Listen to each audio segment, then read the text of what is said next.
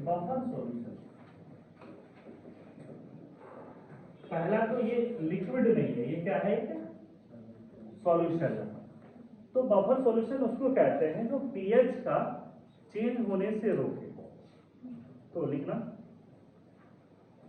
Dissolution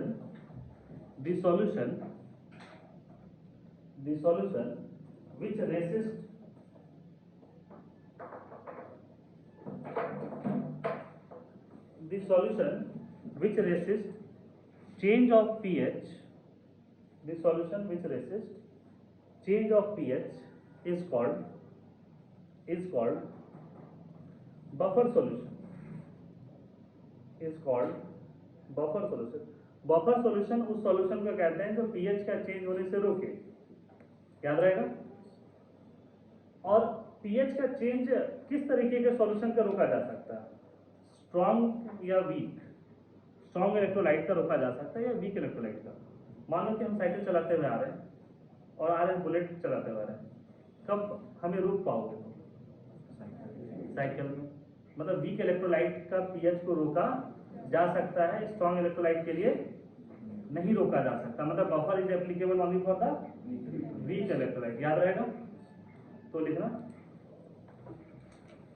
it is applicable for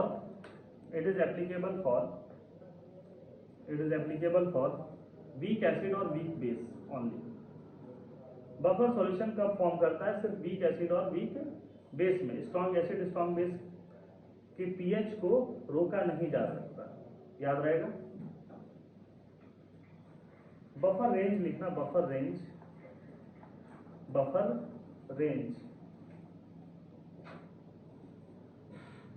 मतलब कितने buffer तक को रोके तो हम कह सकते हैं कि भाई बफर रेंज ये होगा।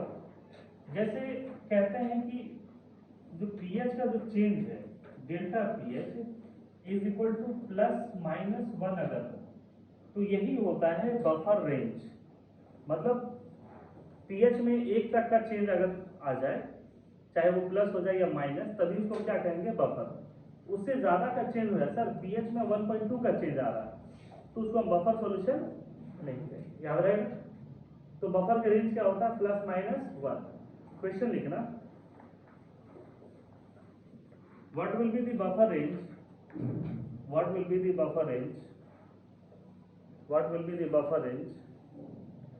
for acetic acid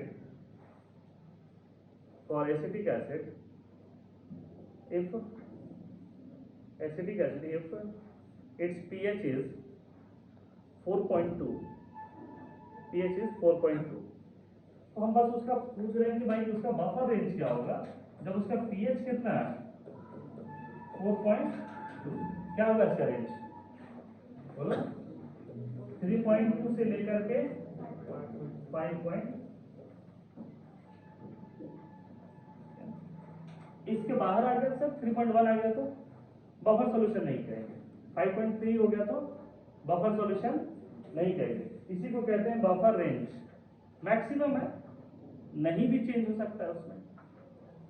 क्लियर है ये? Types of buffer solution,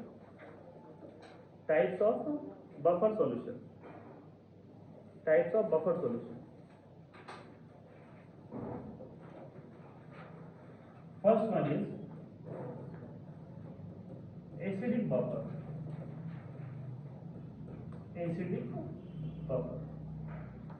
buffer. Buffer सिर्फ वीक इलेक्ट्रोलाइट में फॉर्म होते हैं और एसिडिक बफर है। इसका मतलब क्या है कि एसिडिक बफर उस सॉल्यूशन को कहते हैं जो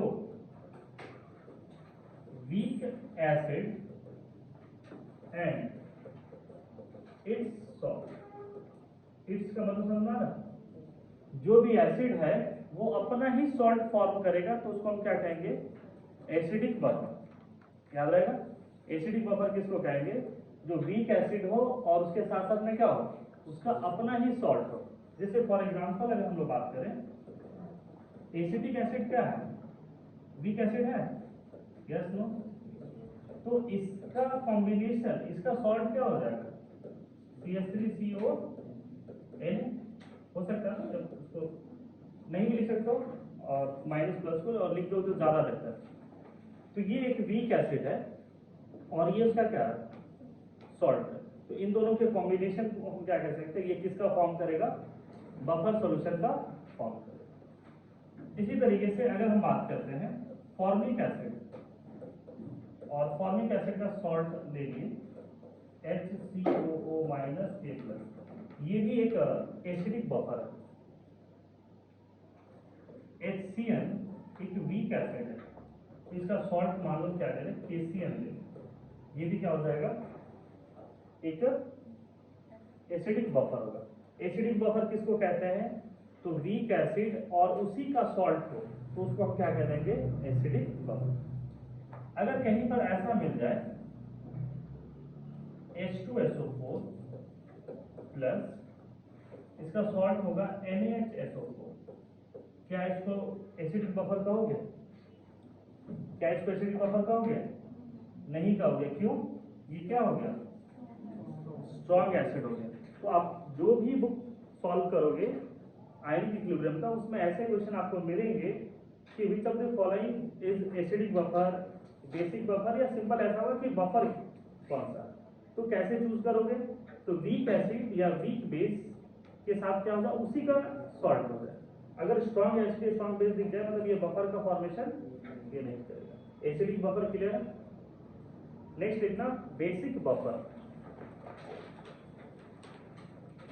तो एसिडिक बफर जिस प्रकार से समझे हो, बेसिक बफर भी समझ गए होंगे। बेसिक बफर किसको कहेंगे, basic buffer weak base and it's salt. ऐसा सॉल्यूशन जहां पर वीक बेस हो और उसी का अपना एक सॉल्ट। और इसमें सबसे फेमस एग्जांपल पे अगर हम बात करें तो तुम्हारे सिलेबस में मिलेगा, वो मिलेगा तुमको NH4OH, अमोनियम हाइड्रोक्साइड एक वीक बेस है और इसका सॉल्ट क्या होगा, NH4Cl। NH4Cl का उसका एक स्ट्रॉन्ग और ये कह सकते हैं सॉल्ट है। तो वीक बेस और उसी का सॉल्ट, ये किसका फॉर्मेशन करेगा, बेसिक बफर का। ऑर्गेनिक में भी बहुत सारे मिलेगा। तो नाइट्रोजन के पास लोन पेयर, ये लोन पेयर डोनर है, लोन पेयर डोनर है लेविस बेस। तो ये एक बेस है और ऑर्गेनिक एसिड हो या ऑर्गेनिक बेस सभी क्या होते हैं, वीक होते हैं। छोटी क्लासेस में पढ़े होंगे तो organic acids and organic bases are weak acid या वीक बेस। और मिनरल एसिड क्या होता है, स्ट्रॉन्ग। मिनरल बेस क्या होता है, स्ट्रॉन्ग होता है। तो इनका अगर HCl के साथ रिएक्शन कराते हैं तो देखो क्या होता है, ये NH3 प्लस और Cl माइनस, तो ये एक बेस है और ये क्या है उसका सॉल्ट। सॉल्ट मीन्स कैटायन और एनायन का एक कॉम्बिनेशन। तो इस प्रकार से ये भी किसका हो जाएगा, एक बेसिक बफर। तो एसिडिक बफर बेसिक बफर क्या होता है, ये पॉइंट क्लियर है, यस नो, फाइन।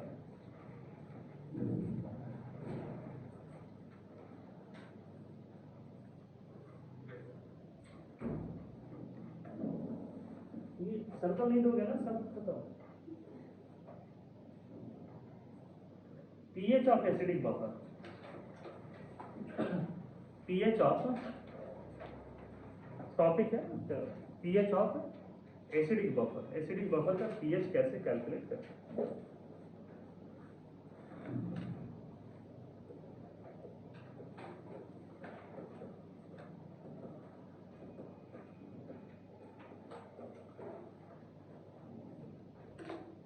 तो एग्जांपल हम यहाँ पर ले रहे हैं एसिडिक बफर में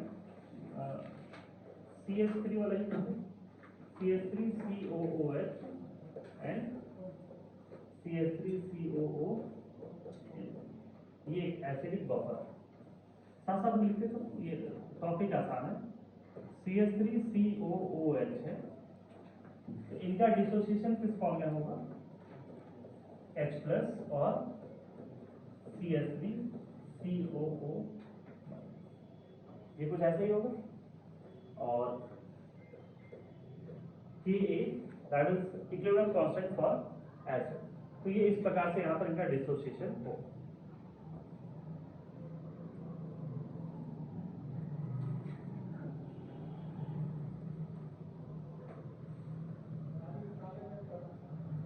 एक वीक इलेक्ट्रोलाइट है, और अगला एग्जांपल जो ले रहे हैं CH3COONA। फर्स्ट क्लास में ही इलेक्ट्रोलाइट्स के बारे में पढ़ा रहे थे, तो हम एक चीज बोल रहे थे, जितने भी सॉल्ट्स होते हैं वो क्या होता है, स्ट्रॉन्ग इलेक्ट्रोलाइट, मतलब इनका डिसोसिएशन क्या होगा, ऑलमोस्ट होगा। मतलब ये स्ट्रॉन्ग इलेक्ट्रोलाइट, और ये सिंगल डायरेक्शन में एरो लिखेंगे, ये किस में डिसोसिएट होगा, Na+ और CH3COO-। और बफर एक सॉल्यूशन है, सॉल्यूशन का मतलब सेम कंटेनर में ये सारी चीजें मौजूद है, ये सारे आयन्स वहां पर क्या है, एक ही कंटेनर में मौजूद है। तो अगर हम यहाँ पर ये साइमल्टेनियस इक्विलिब्रियम वाला आ जाए या कॉमन आयन इफेक्ट वाला, CH3CO- का सोर्स सिर्फ एसिड नहीं है, एसिड के साथ साथ क्या है, सॉल्ट भी है, और इसका इससे जो मिलेगा वो बहुत ज्यादा मिलने वाला है। क्यों, ये क्या है, स्ट्रॉन्ग इलेक्ट्रोलाइट है, और ये वीक इलेक्ट्रोलाइट है, तो इससे ये क्या मिलेगा, कम। तो यहाँ पर ये चीजें हम लोग कह सकते हैं, मान लो कि अगर लिखना भी होगा तो ये आएगा आपका C∝, और ये मान लो C1, तो कह सकते हैं कि CH3COO-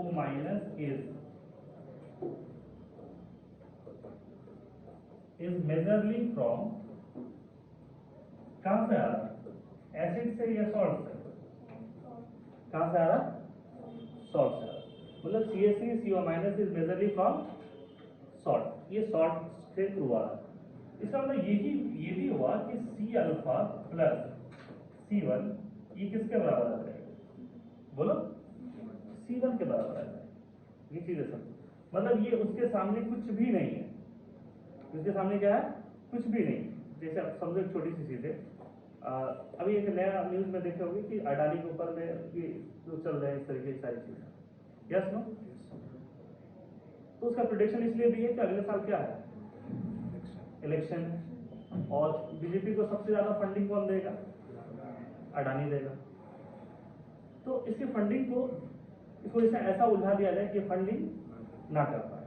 मतलब ये अगर हम लोग भी मान लो इसमें भी बहुत सारे बिजनेस क्लास फैमिली के हैं, उनको भी पता होगा कि ड्यूरिंग द इलेक्शन चंदा वो देते होंगे पॉलिटिकल पार्टी को, चाहे वो किसको दे दे, JMM को दे दे, आसिफ को दे दे, मतलब झारखंड की बात करें, कांग्रेस को दे दे, लेकिन चंदा वो जरूर देते हैं, और जो समझदार है वो दोनों को देते हैं, बीजेपी को भी देते हैं और कांग्रेस को भी देते हैं, दोनों को, जो समझदार आदमी है, जो समझदार बिजनेसमैन है वो दोनों को देते हैं। इसलिए देखना कि सरकारें बदलती रहती है, लेकिन जिसको कॉन्ट्रैक्ट मिलना उसी को मिलता है हमसे, चाहे कोई भी है, चाहे रघुवर दास है या हेमंत सोरेन, कॉन्ट्रैक्ट उसी को मिलेगा जो दोनों को चंदा दे रहा। और एक हमारे परिचित भी है, RKS कंस्ट्रक्शन है रांची में, है ना, तो चाहे कोई भी रहे, रांची में अभी जितने भी फ्लाईओवर बन रहे हैं या जो भी रिंग रोड है, मतलब उनके पास में हमें लगता है करीब 8,000 करोड़ से ज्यादा का tender.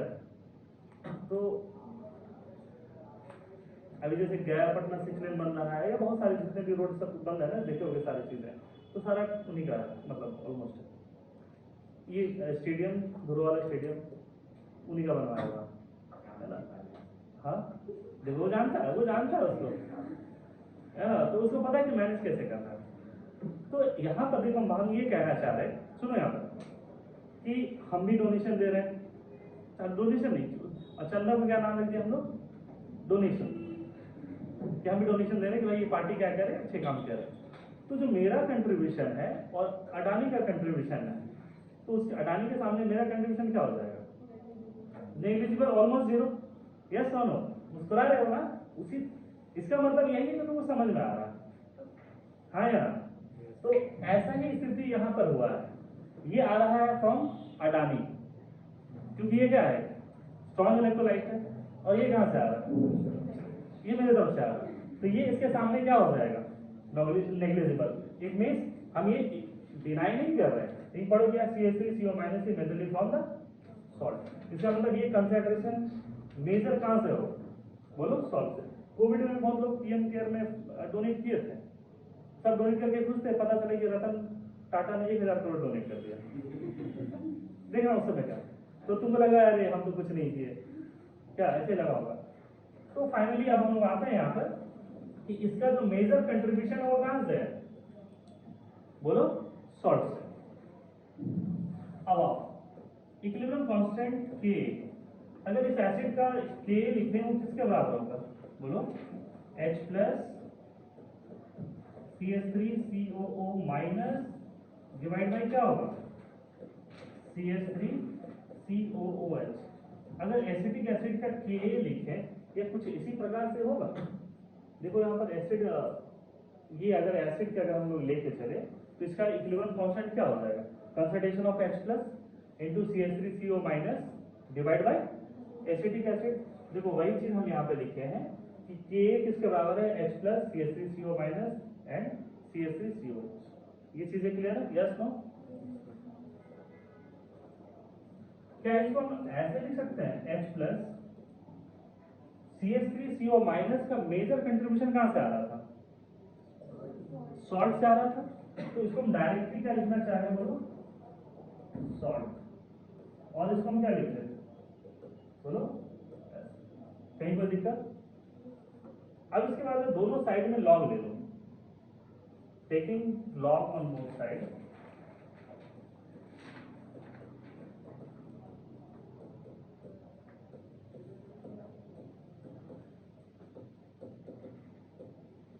Taking log on both side, तो ये क्या हो जाएगा, लॉग ऑफ के, एक इसके लिए ले रहे हैं और एक इधर वाला पार्ट के लिए ले रहे हैं, तो ये लॉग ऑफ के और ये क्या हो जाएगा, log of H plus into क्या हो जाएगा सॉल्ट बाई क्या हो जाएगा, इसको ओवरऑल एक्सरसाइज इस तरीके से। ठीक, यहां पर इसको समझो कि ये A पार्ट है और ये पूरा का पूरा B पार्ट है, तो लॉग AB किसके बराबर होता है, log of log AB is equal to log A plus log B होता है। तो इसको A कंसीडर करें और ये पूरा को B, log of H plus plus ये क्या हो जाएगा, लॉग ऑफ सॉल्ट बाई, और इसको लिखो लॉग की। यहां पे किसी बच्चे को दिक्कत? तो लॉग ऑफ के और लॉग ऑफ H प्लस एक मीनिंगलेस फंक्शन, जिसका कोई मतलब बनता नहीं। हम क्या कर रहे हैं, इसको इस साइड ले आ रहे हैं और उसको उस साइड ले दे रहे हैं। इस साइड लाएंगे तो लॉग H प्लस वाला पार्ट क्या हो जाएगा, निगेटिव हो जाएगा, यस नो? तो ये minus log of H plus and which is equal to क्या हो जाएगा, minus log of PK plus log of salt by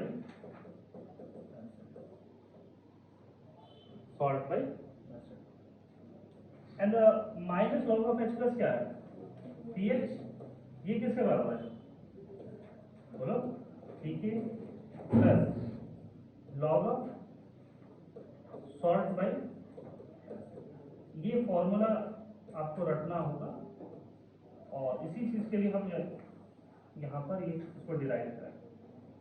ये फॉर्मूला रखना होगा, ये एसिडिक बफर का, इसी प्रकार बेसिक बफर का भी फॉर्मूला आएगा, मतलब pH is equal to pKa plus log of salt by acid. Buffer किसको कहते हैं, जो pH के चेंज होने से रोके। अब ये बताओ कि अगर pH में चेंज आता है तो pKa की वजह से होगा या लॉग सॉल्ट बाई एसिड के कंसंट्रेशन की वजह से चेंज आएगा। टेम्परेचर कांस्टेंट होने पर इक्विलिब्रियम कांस्टेंट की वैल्यू क्या होता है, सेम। तो अगर टेम्परेचर कांस्टेंट है तो Ka का वैल्यू भी क्या हो जाएगा, सेम। K सेम है तो Pk में भी कोई चेंज नहीं आएगा। इसका मतलब pH में जो चेंज आ रहा है वो किसकी वजह से आ रहा है, इसकी वजह से। जैसे मार्केट में गए सब्जी उब्जी लेने के लिए, फल लेने के लिए, तो फल वाला यही बोलता है कि सेब का प्राइस बढ़ गया इसलिए हम रेट बढ़ा दिए। ये नहीं बोलेगा कि प्लास्टिक का प्राइस बढ़ गया इसलिए रेट बढ़ा है, फिर बोलता है कि नहीं पॉलिथीन का प्राइस बढ़ गया इसलिए रेट बढ़ा दिया, क्योंकि ये उसके लिए एक कांस्टेंट चीज है। यहाँ पर जो pH में चेंज आ रहा है किसकी वजह से, ये इनकी वजह से चेंज आ रहा है। याद रहेगा, तो लिखना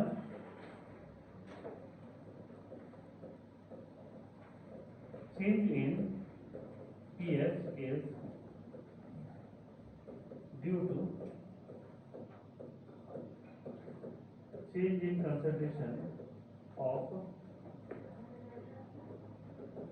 एसिड एंड सॉल्ट। तो ये एक पॉइंट है। दूसरा पॉइंट क्या कह रहे हैं कि as temperature is constant, temperature constant है तो के भी क्या होगा, बोलो, कांस्टेंट। और ये कांस्टेंट है तो पी के भी क्या हो जाएगा, समझ में आया कुछ? तो डायरेक्ट न्यूमेरिकल आता है कि पीकेएल इतना है, सॉल्ट का इतना कंसंट्रेशन, एसिड का इतना कंसंट्रेशन है, तो पीएच कैलकुलेट करिए। ये डायरेक्ट ऐसे क्वेश्चन आता है। पीएच में जो चेंज आ रहा है वो concentration of salt by acid की वजह से हो रहा है, के की वजह से नहीं आ रहा। लिख लिया इसको। अब हम कह रहे हैं कि पीएच में मैक्सिमम कितना चेंज तक एक्सेप्टेबल है, 1। तो अगर हम बात करें 3 अलग अलग केस लेकर के, if change in pH is equal to +1, ऐसे क्वेश्चन आ सकता है कि पीएच 1 बढ़ाएंगे तो कंसंट्रेशन ऑफ सॉल्ट और एसिड का रिलेशन क्या होगा, पीएच 1 बढ़ाने पर दोनों का रिलेशन क्या होगा। तो पीएच अगर 1 बढ़ रहा, इसका मतलब पीके नहीं बढ़ रहा, कौन सा बढ़ रहा, log of salt by acid बढ़ रहा, कितना, बाय 1 यूनिट। तो इसको लिखना है आपको, लॉग सॉल्ट बाय एसिड, और ये किसके बराबर हो जाएगा, 1। लॉग का प्रॉपर्टी ई एक्स वाई है, तो एक्स इक्वल टू क्या होता है, ई का पावर वाई। तो यहां पर सॉल्ट बाई एसिड का कंसंट्रेशन ये किसके बराबर होगा, 10 का पावर 1, दैट इज 10। तो पीएच 1 यूनिट से कब बढ़ेगा, जब सॉल्ट का कंसंट्रेशन क्या होगा, 10 टाइम्स हो जाएगा किसके, बोलो, एसिड के कंसंट्रेशन। तो ये सब चीजें एग्जाम में नहीं पूछा जाएगा, ऐसा पूछा जाएगा कि कौन से फॉलोइंग कंडीशन पर पीएच 1 यूनिट बढ़ेगा, और उसका आंसर देखो ऐसा हो सकता है कि 0.01 m CH3COH है, और 0.01 m क्या है, CH3CON। तो देखो एसिड का जो भी कंसंट्रेशन है एसिड से कितना टाइम्स हो जाता है, 10 टाइम्स ज्यादा। तो वही कह रहे हैं कि इस केस में पीएच कितना यूनिट से बढ़ेगा, 1 यूनिट से। आपसे एग्जाम में क्वेश्चन क्या पूछा जाएगा कि कौन से फॉलोइंग कंडीशन पर पीएच 1 यूनिट से इंक्रीज होगा। तो आपको ये पता होना चाहिए कि पीएच 1 यूनिट तब इंक्रीज होगा जब सॉल्ट का कंसंट्रेशन क्या हो जाए, एसिड से 10 टाइम्स ज्यादा हो जाए। तो अगर एसिड का कंसंट्रेशन 0.001 है तो सॉल्ट क्या होना चाहिए, 0.01। ये क्वेश्चन है इस तरह के। ये चीज क्लियर है। सेकंड लिखना कि पीएच 1 यूनिट से कम कब होगा, पीएच 1 यूनिट से कम कब होगा, मतलब at what condition the change of pH will be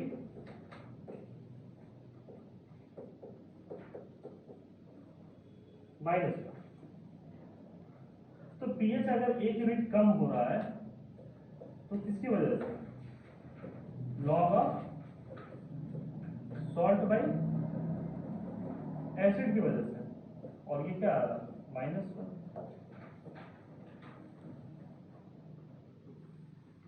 तो यहां पर सॉल्ट का कंसंट्रेशन बाई एसिड का कंसंट्रेशन ये क्या हो जाएगा, 10 का power -1 which is equal to 1/10। ये कब होगा, when the concentration of salt is 1/10 times of concentration of acid। तो समझ में आइए। तो पीएच का चेंज +1 कब होगा, -1 कब होगा, ये सब टॉपिक नहीं, ये सब सारे क्वेश्चन है। टॉपिक वहीं तक है जब फॉर्मूला बताएं। तो इसका एग्जांपल में क्या हो सकता है, 0.01 m CH3COH plus 0.001 m CH3CO minus NH। देख लो सॉल्ट का कंसंट्रेशन एसिड के 1/10 टाइम्स। तो इस कंडीशन में पीएच का डिक्रीज कितना होगा? माइनस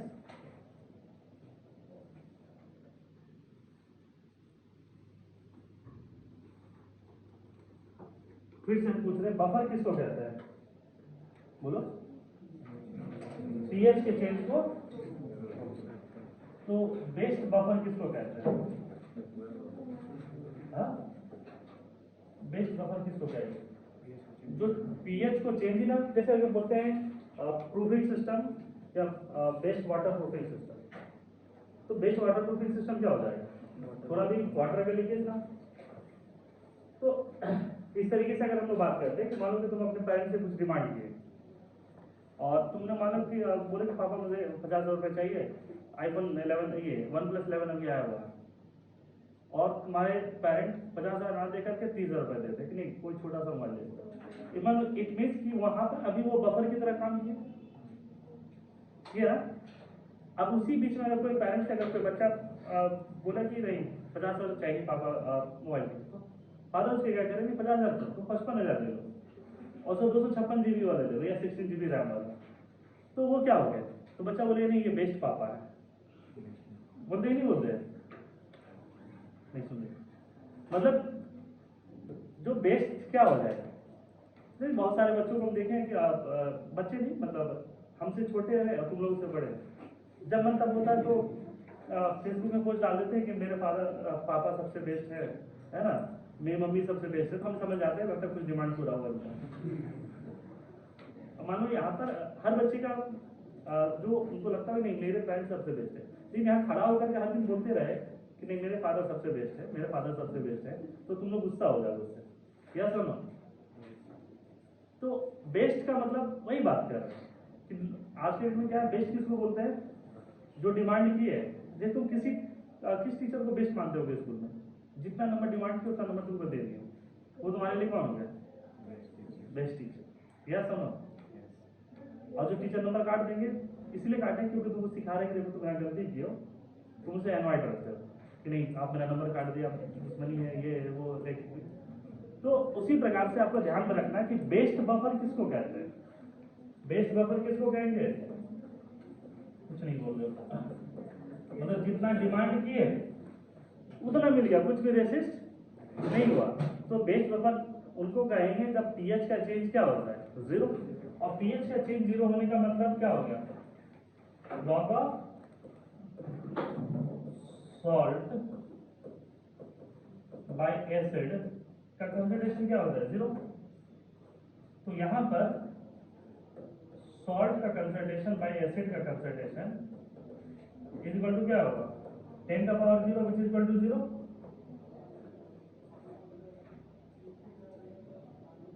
होगा, 1 होगा।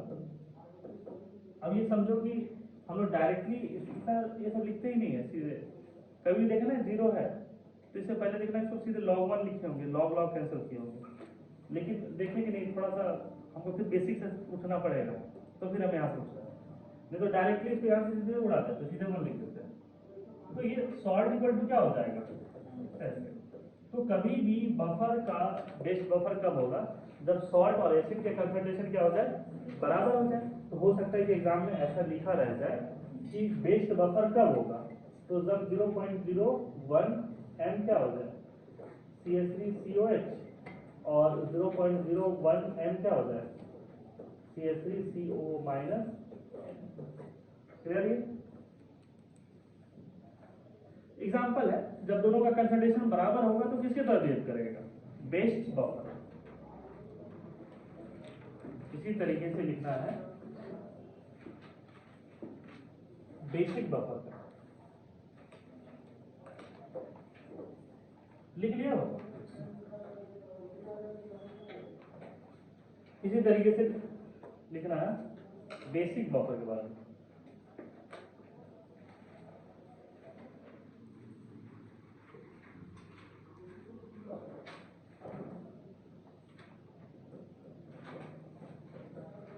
PH of basic buffer.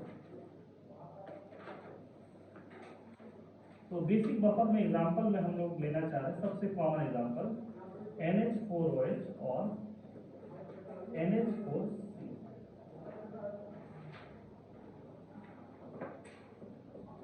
NH4OH एक वीक बेस है, वीक इलेक्ट्रोलाइट है, तो इनका डिसोसिएशन जो है वो नहीं के बराबर होता है। NH4 प्लस और ये क्या हो गया, ये OH माइनस, यहाँ पर Kb। तो अब यहाँ पर NH4Cl क्या है, स्ट्रॉन्ग इलेक्ट्रोलाइट है। NH4Cl इज स्ट्रॉन्ग इलेक्ट्रोलाइट, तो इनका डिसोसिएशन क्या होगा, बोलो, ऑलमोस्ट। देखो पहले ही जब डेफिनेशन में लिखाए थे कि बफर किसको कहते हैं, तो वीक एसिड और उसका अपना ही सॉल्ट हो, उस केस में क्या हुआ था कि एसीटेट आयन कॉमन आ गया था। वीक बेस और उसका अपना ही सॉल्ट लेने से फायदा क्या है कि ये दोनों क्या आएगा, कॉमन आएगा। अगर उसका सॉल्ट नहीं लिए किसी और का ले लिए तो कॉमन तो नहीं आएगा, इसलिए लेते हैं वीक बेस और इट्स सॉल्ट। तो अब यहां पर देखो, ये हम कह सकते हैं कि NH4 प्लस का जो मेजर कंट्रीब्यूशन है वो कहां से है, NH4OH से या सॉल्ट से। Concentration of NH4 plus is majorly from salt होगा। ये स्ट्रॉन्ग इलेक्ट्रोलाइट है, ये ज्यादा डिसोसिएट करेगा, ये वीक इलेक्ट्रोलाइट है, ये कम होगा, तो ये उसके नहीं के बराबर होगा। तो अब Kb लेकर के चलो, तो Kb will be equal to क्या हो जाएगा, फिर से उसे OH minus NH4 plus divide by NH4OH होगा। Kb is equal to OH minus NH4 plus and ये मेजरली फ्रॉम सॉल्ट, और ये तो बेस है। तो Kb is equal to OH minus, इसको हम लोग क्या लिख सकते हैं, सॉल्ट, इसको क्या लिख सकते हैं। फिर सेम प्रोसीजर, दोनों साइड में लॉग लो है,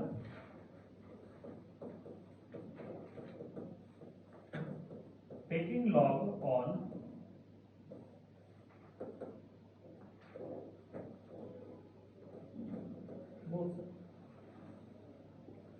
दोनों साइड में लॉग लेने पर log of Kb is equal to log of OH minus, direct लिखते हैं, कोई दिक्कत इसमें,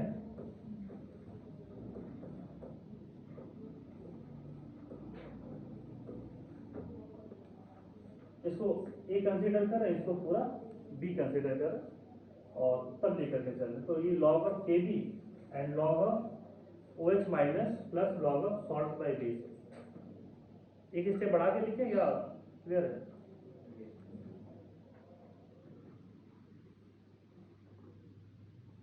बोलो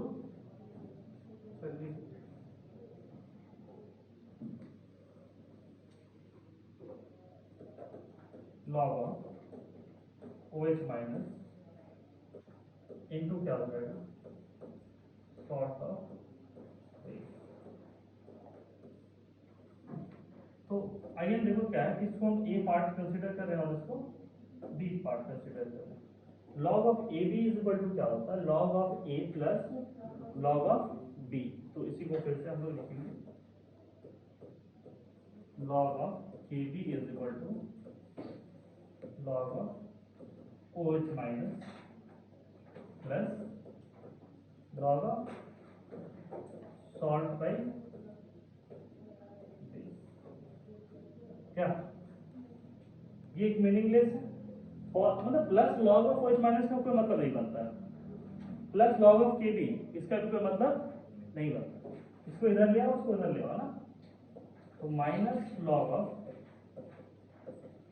OH minus is equal to minus log of K plus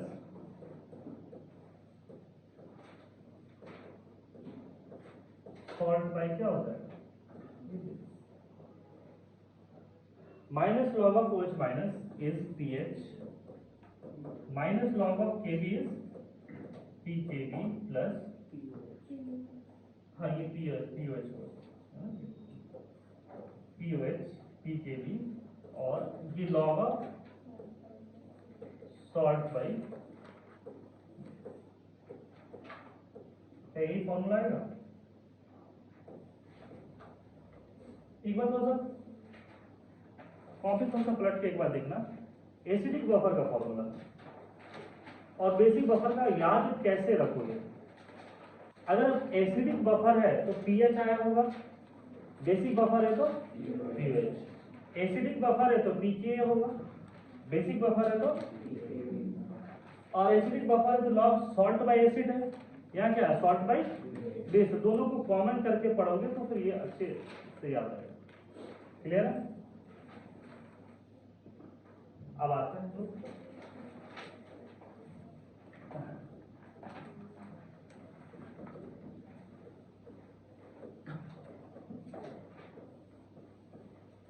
if pH is increased by 1 तो सॉल्ट और बेस का कंसंट्रेशन क्या होगा? if the pH is increased by 1 solve करके बताओ,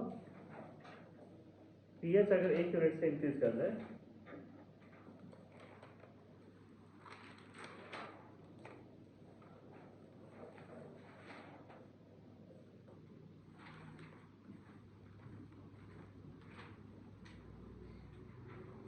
what is the relation between the concentration of salt and base?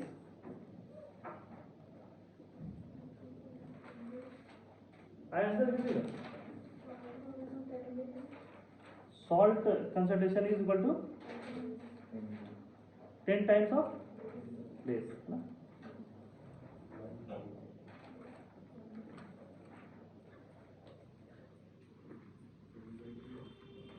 One by 10 होना चाहिए sir,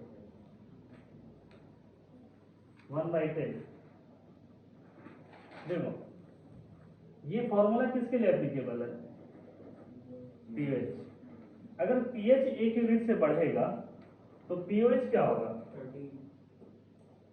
माथा ही करा। अगर पीएच 1 यूनिट से बढ़ेगा तो पीओएच 1 यूनिट से क्या होगा? कम होगा, मतलब -1 होगा। ये हमको पता है ना, ये क्वेश्चन आता है एग्जाम में, सब कुछ पढ़ा लिखा जान से गलती कर दोगे, सब कुछ पढ़ना होगा यहाँ पर कि अगर पीएच 1 यूनिट से बढ़ा तो ऑब्वियसली पीओएच क्या होगा? कम होगा। तो इसका मतलब क्या होगा? Log of salt by base is equal to -1 तो salt is equal to 1/10 of क्या हो जाएगा, है ना? पढ़ो। हाँ, अगर ऐसा लिखा है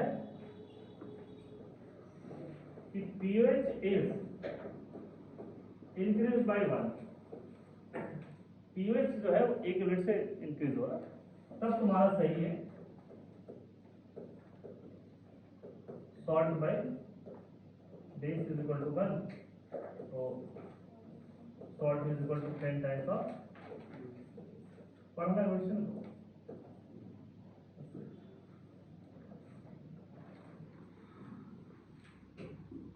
और इसके पूछे जाने के चांसेस ज्यादा है,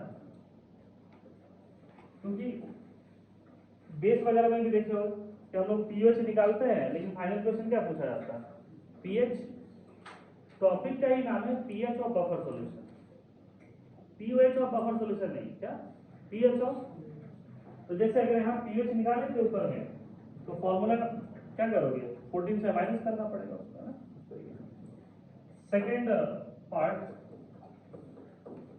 if pH is decreased by 1 इसका मतलब pOH is increased by 1 तो del पीओएच क्या हो जाएगा 1, change in pOH is equal to क्या हो जाएगा 1, तो बेसिकली क्या हो जाएगा log of salt by base is equal to 1, salt is 10 times of का कंसंट्रेशन हो जाएगा और उस तरीके से मिलेगा आपको। इवन एक्टिविटी में भी क्वेश्चन पूछा जाता है बार बार बफर सॉल्यूशन का।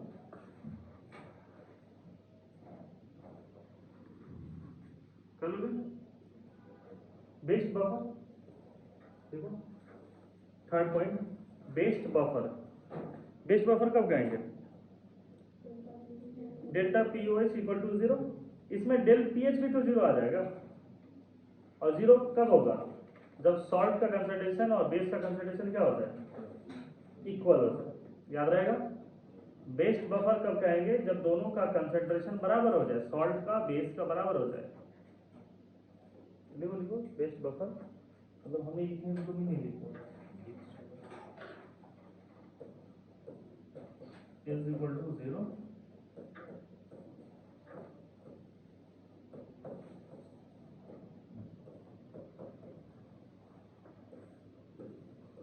लिखो लिखो, हमारे वजह से लिखना पड़ रहा है।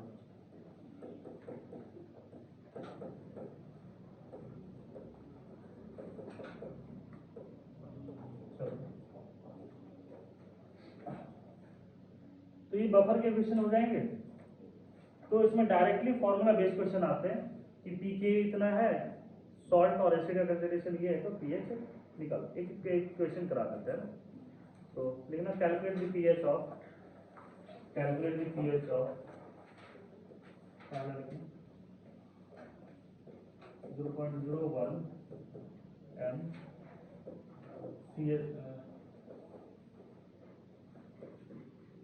HCN and 0.001 m NaCN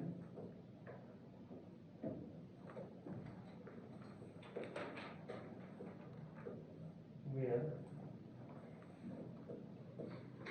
K or E of HCN is 10 power minus, ऐसा मेन यही होगा। उसको कहानी का फॉर्म में बना दे तो बात अलग है। पीएच निकालना है किसका? इस सॉल्यूशन का, जहां पर HCN का कंसंट्रेशन है 0.01, NaCN का कंसंट्रेशन है 0.001 और K ऑफ HCN इतना गिवन है। तो पीएच फाइंड करना है। बहुत सारे केस में ये इसके बदले पीके का वैल्यू भी गिवन होता है। तो मान लो कि अगर पीके निकालना तो ये क्या होता है? माइनस लॉग ऑफ के, तो माइनस लॉग ऑफ क्या हो जाएगा? 10 का पावर माइनस 4 इक्वल टू 4। बहुत सारे क्वेश्चन में लिखा रहता है कि पीके 4 है। यही जो डिफरेंस होता है नीट और जेई के क्वेश्चन में। नीट में पीके गिवन रहेगा और जेई में तुमको इसको भी निकालना होगा। ये डिफरेंस आता है। Finally pH, pH is equal to pKa plus log of salt, है ना, मतलब NaCN डिवाइड बाई HCN। तो जब भी न्यूमेरिकल बनाओगे ना, अगर उससे रिलेटेड फॉर्मूला है उसको लिखना जरूर है ना। ये नहीं नया लिखे, लिखोगे तभी लंबे समय तक याद रहेगा।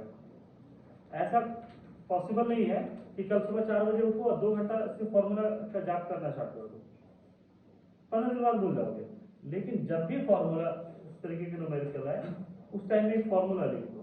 तो इसमें क्या होगा कि स्कूल में भी 100% नंबर मिलेगा आपको। बिना फॉर्मूला डाले सीधे आंसर ले आओ, नंबर नहीं मिलने वाला। अगर तुम बोलोगे नंबर काट दिया गया। तो पीके कितना कैलकुलेट किया? 4 प्लस NaCN का कंसंट्रेशन 0.001 बाय 0.01, तो 4 plus log 1 by 10 equal to 4 plus log 10 to power minus 1। 4 minus 1 answer is 3। तो तो इस तरीके से फॉर्मूला बेस्ड क्वेश्चन आएंगे। तो बफर सॉल्यूशन उतना आसान भी टॉपिक नहीं है, ये भी हम आपको बताते हैं। दोस्तों से मिलोगे तो रोना रोएंगे बफर का, बफर में दिक्कत है, और सॉल्ट हाइड्रोलिसिस, इसका अगला टॉपिक इससे भी टफ है, आए नहीं। लेकिन इसको ठीक तरीके से बताया जा सकता है, और अगर इसके फॉर्मूला याद रहते तो फिर कर लोगे। अब इसमें क्या है कि क्वेश्चन क्या क्या पूछे जाते हैं। पहला क्वेश्चन कि इनमें बफर कौन सा है, एसिडिक बफर कौन है, बेसिक बफर कौन है, ये एक ऐसा क्वेश्चन मिलेगा।